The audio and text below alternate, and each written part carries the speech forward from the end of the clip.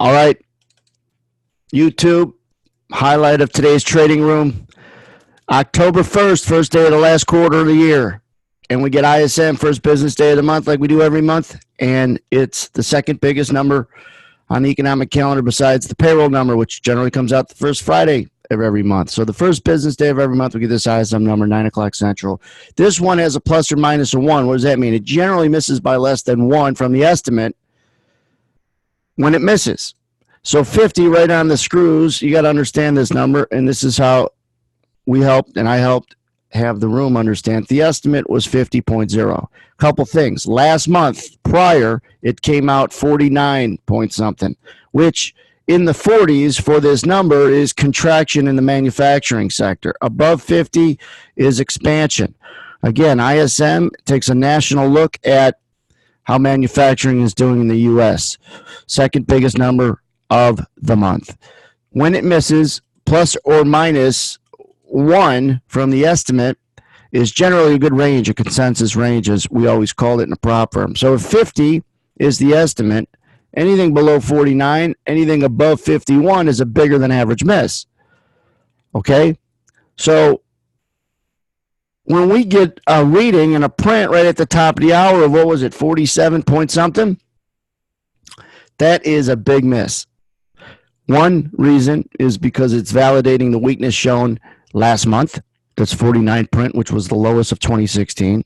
This one became the lowest since June of 09, which was on the backs of the low of the equity market from the financial collapse in 07, 08. It was March or May of 09, go back and look, was the dead bottom of equities from that financial crisis.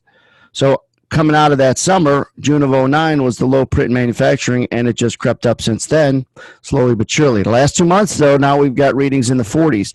Generally, equity markets don't like it. Weaker manufacturing, weaker economy, lower stocks, period. And what do? We sell off all session. And there were a couple moves to the upside, but what's important about knowing what I just said to you is understanding the context of the number, what a big miss is, what it could do to the market you trade, and how to get the hell out of the way of being wrong. I know everybody wants to be right, and that's great, but try your damnedest to be dead wrong first, so you're not standing on the rail, playing around the railroad tracks, and if you already know there's railroad tracks there. So many times in trading, especially retail guys that just get in the business, they're playing around railroad tracks, and they don't even know they're railroad tracks. You get run over and like, what was that? I think it was a train. So you got to make sure you have context understood. So right at 9 o'clock, we get hit from, I think, like 92 is ground zero. We never went up to even test 92. That's where the ES was before this number came out. If I rewind this chart back a little bit, you could see all the selling that came in right here at the top of the hour. They stepped on it from 92, threw in some red edge zones. We didn't even get to test this first one. But when you're trading up in here, you don't know if it's going to come up, test it, and then roll back. So you got to really watch consolidation and know where you're at. Consolidation boxes will get broke, and there generally is good follow-through, all right, even on the upside. But understanding what I just told you now, understanding that when it was told real time in this room, you know to be careful if you're going to try to fade the bottom. Oftentimes people see a break, they don't catch the sell side of it, so your mind does what? When you miss the downside, you try to buy it to catch the opposite on the upside. That's what your mind wants to do. It wants to get you to not feel as bad missing selling it up here and buying it down here for a nice winner on a short, so they want you to buy it. Your mind wants you to buy it down there and sell it up there, just do the opposite and say, see, we could still make it back. That's brutal. So you have to catch yourself. You have to understand if you're feeling anxious to get long and fade a big move lower because you missed the move lower. You got to know if your mind is playing tricks on you. All right? That's really, really important.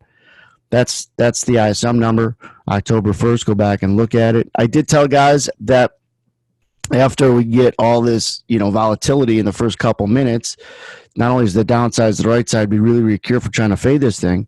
I told them be careful fading the whole day, right? And it was one opportunity to buy it, worked. Another opportunity didn't, and it was right in here. And I'll walk you guys through this real quick. This market comes off, goes up, comes off, goes up, chops around, goes down, and it's trying to get people to buy it, play around. People think they got it, and it does this shakeout here. This shakeout makes a lower low through there, and when it does it, it comes back up and kind of shows what we call the other side of the valley, where if you get longs to get shook out, and then you go into this area in here, sometimes you create the probability of, and I'm going to draw this up like an equation, sometimes you get in there less longs equals less sellers. Less longs equal less sellers. So if there's less longs in this circle versus this circle trying to bottom feed, then there's less selling above. And if there's less selling above, let me just erase the drawing. Look at these dashed lines in here. If those are sell orders, and then all of a sudden they test this down here, right? And they shake out people who had sell orders at these hash marks, right? If I shake them out, those hash marks are gone, and it's easier to move up. So if you could ever just think of a dome. Most people trade on a dome, right? This is what a dome looks like. Just think about when your offers are in the book and they're showing up like right in here, let's say. Those are your offers. Well, you don't have 4 offers typically. Let's do this again. This will be the best 30 seconds ever for an educational video on YouTube. If you have a dome that looks like this and you have an offer and maybe it's showing you up there because you're long, so you're trying to sell it above, right? And you had a sell stop order that's connected to it on an OCO. So whatever gets filled, the other one gets canceled. Now you're long, right? You're trying to get out above the market because that's what a profitable long trade is.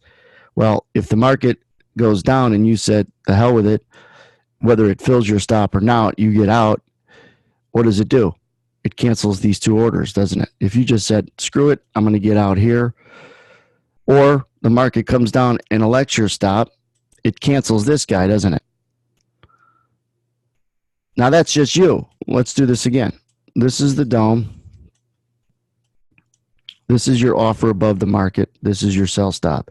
The market comes down, elects your sell stop. What does it do to this guy? Makes it go away, doesn't it?